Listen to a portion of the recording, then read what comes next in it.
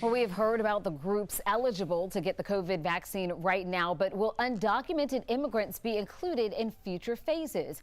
That's a question many of you are asking, so our Paolo Suro is here to verify.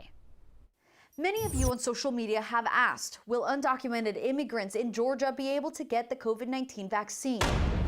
So to verify, we went straight to the source, the Department of Public Health, as well as local advocacy nonprofit Latino Community Fund and Congressman Hank Johnson, who represents Rockdale County and parts of DeKalb, Gwinnett, and Newton County.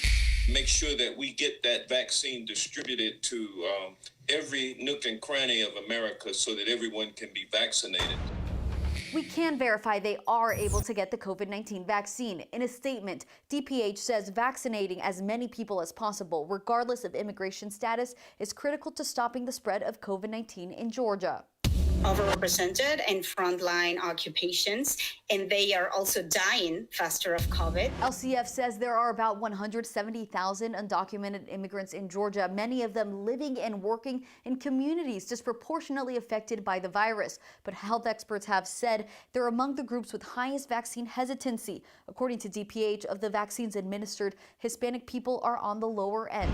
So yes, we can verify undocumented immigrants are allowed to get the COVID-19 vaccine.